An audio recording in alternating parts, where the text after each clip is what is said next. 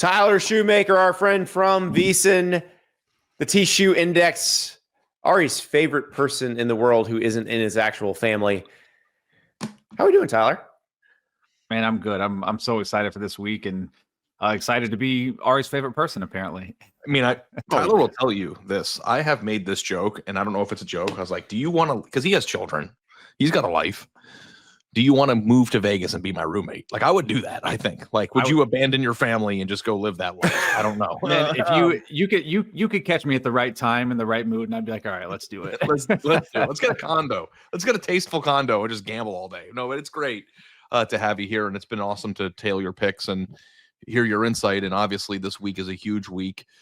We have said this on the show. We can't see your shirt right now because you're blocked by a graphic, but you are indeed an Ohio State fan. But you never allow your fanhood or what you want to happen to supersede responsible gambling on the games. And I wanted to ask you a question on Thanksgiving, because I'm sure you're thankful to be a Buckeye fan. But if your number overwhelmingly said that Michigan was the play this week, would you bet Michigan? Like, what's more important to you, your fanhood or making money?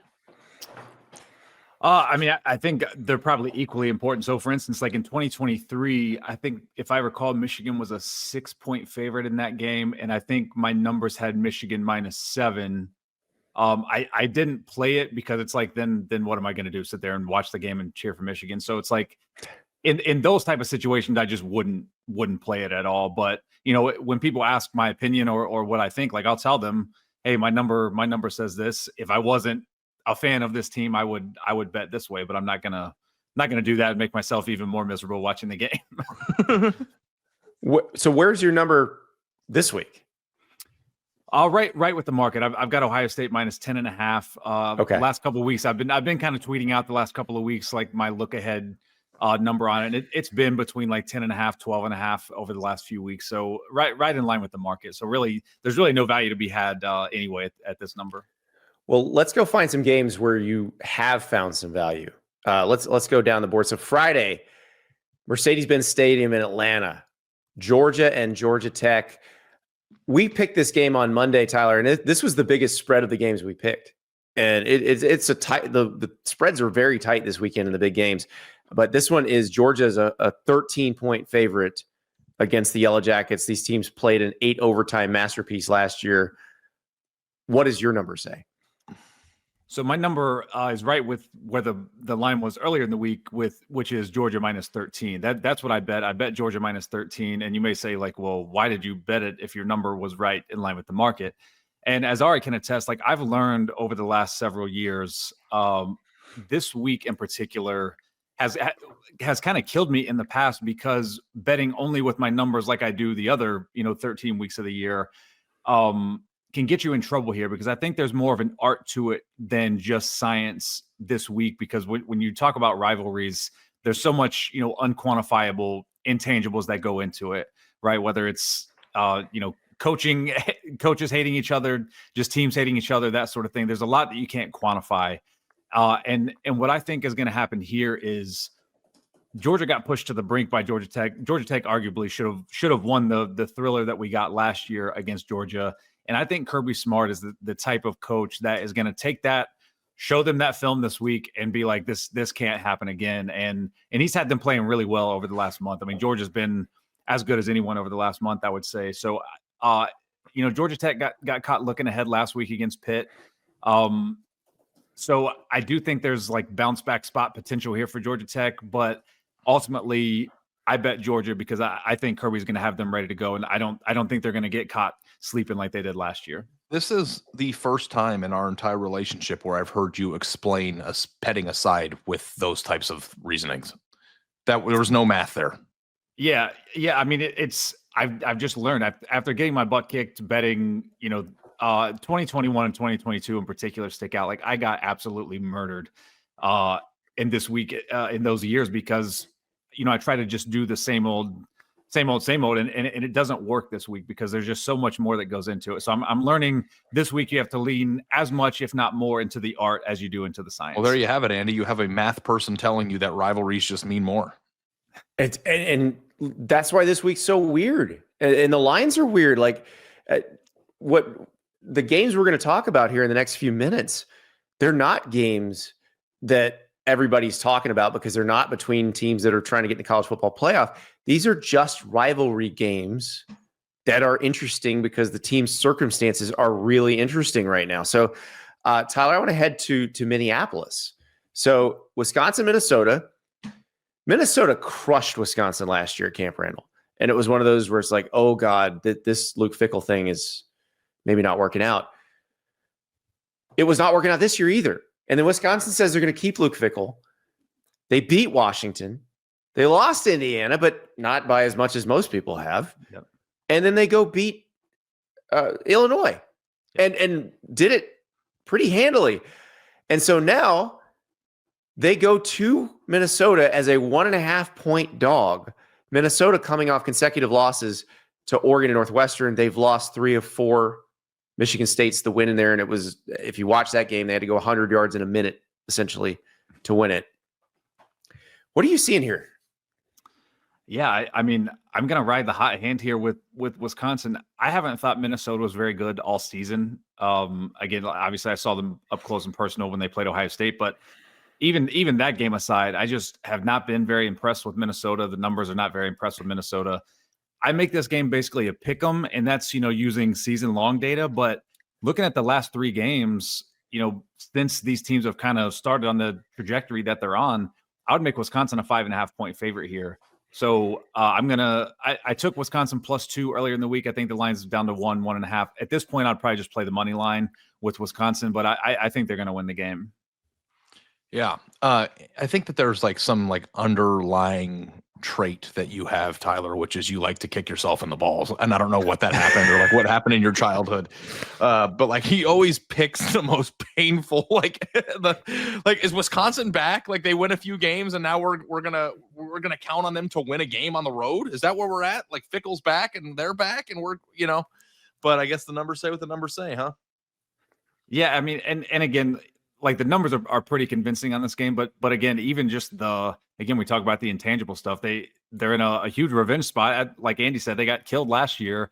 So I think it's a really good spot for Wisconsin. Minnesota's kind of reeling right now. The second half of the season just been awful for them. So I think Wisconsin's going to get it done. That would be such a fascinating turnaround. They would finish 5-7. They wouldn't be bowl eligible, but it would be an incredible kind of catapult to next season. Yeah, we were having conversations about whether they were going to go no wins in the Big Ten a month ago. Yeah. But the thing is, the Washington win was a weird game. It snowed. Wisconsin had a quarterback get hurt. Their punter was their leading passer in that game. The Illinois game was a more conventional, they just kicked Illinois' ass. They ran for 5.3 yards a carry. They look like a different team right now. Yep, absolutely. And I think, from a betting standpoint, those are the type of things you have to look for. You have to look for the trends in the teams as much as the priors matter. And by priors, I just mean the week 1, week 2 data. You do have to consider what the teams were earlier in the season. But I think at this point, you also have to look really closely at what they've done lately. And obviously, these teams are trending opposite ways lately. Now, Ari talks about you wanting to watch painful games. Mm-hmm. That's not as painful as the other one you brought to us. It's not. So I'm actually flying as far away from Gainesville as I can so I don't have to be in the presence of this game. Florida State at Florida. Florida State is trying to get bowl eligible. Florida is trying to end this season can I say mercy killing? It has just been a nightmare for them. Florida is somehow a 1.5 point favorite in this game, probably because Florida State can't win on the road. I wouldn't touch this game with a 10-foot pole, but Tyler, what are your numbers saying? Tyler, what's wrong with you, man? What happened to you? There is definitely something wrong with me where I cannot quit Florida State. They're just this is a multi-year problem, guys. This isn't it really is a hell of a 2-year run to pick Florida State every week. It's insane. Yeah. I don't think I bet on them a single time when they went undefeated, but leave it to me to bet them the last 2 years. But no, I mean, I think Florida, I think I think Andy said it perfectly. Florida is just trying to end this season, period. Like just end the sentence there. Florida's trying to end the season. Whereas, Florida State announces they're going to keep Mike Norvell, which, you can have whatever opinion on that you want. But at least I think Florida State at least is playing for some kind of direction for the program here. And it's like, okay, if you end your season beating your rival, you're keeping your coach, like you at least have something to hang on to going into the offseason. Whereas like Florida is just like, are they going to get Lane? Are they not going to get Lane? Like if they don't get Lane, who's going to be their coach? Like is DJ Lagway even going to be their quarterback next year? He's been benched. Like I feel like Florida, for as many problems as Florida State has, I feel like Florida has even more. And the numbers say Florida State should be favored by 5 here. That's both season long and recent last 3 games data has Florida State favored by 5. I have a formula that kind of estimates based on how these teams are priced, what the line should be based on just the market price. And that also favors Florida State by 1. So I think Florida State's going to win the game. I hope to God I don't have to watch it. My brother, who's a big Gator fan, will be at my house this weekend. So I may be subjected to it. And, if Florida wins by 50, then par for the course with me betting Florida State. But I'm going back to the well one more time. It's an ESPN2 game. Like the fact that this game got shunted to ESPN2 tells you all you need to know. Here's my problem with this, with picking this game at all, is Florida quit against Tennessee and quit against Kentucky, but then played really hard against Georgia and Ole Miss. So what if they decide to play? Because like the way they played against Georgia and Ole Miss will beat Florida State. Yeah. But the way they played against Kentucky and Tennessee will lose to Florida. I have no idea which team shows up. Yeah.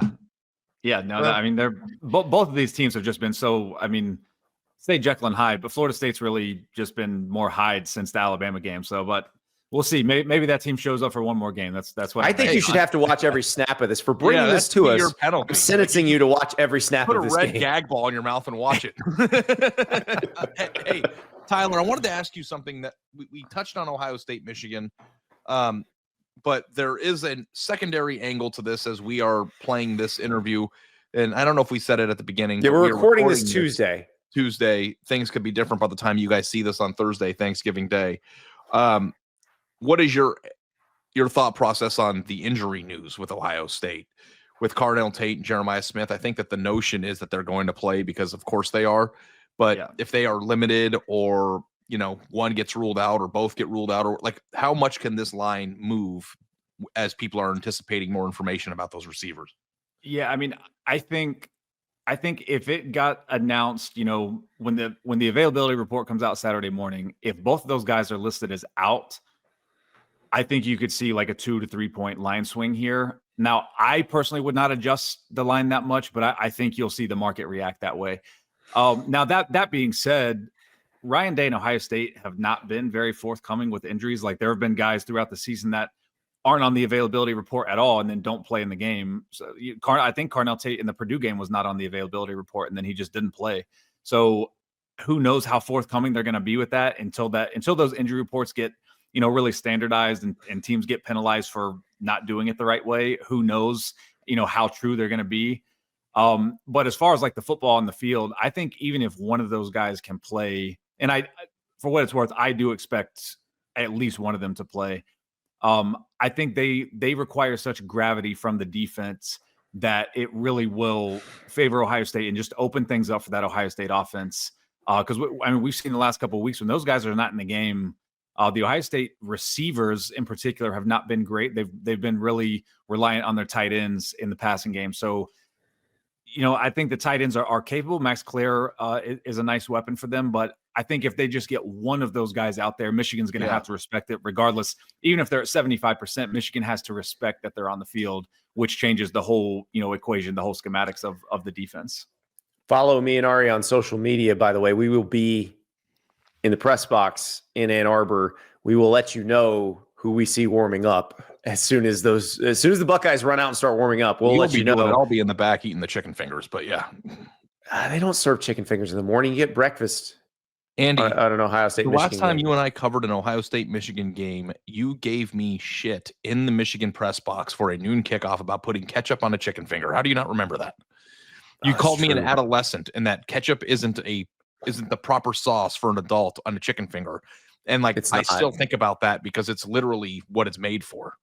Ketchup exists for chicken fingers and French fries. That's why it French exists. fries, yes. Chicken Yeah. fingers, no. That's what honey mustard's for. Hey, I love honey mustard. Tyler, what's your take on the what's your favorite Thanksgiving side, and what is your take on chicken fingers with ketchup? Oh, favorite Thanksgiving side. Does broccoli casserole count as a side, or is that like an entree? Oh yeah, absolutely.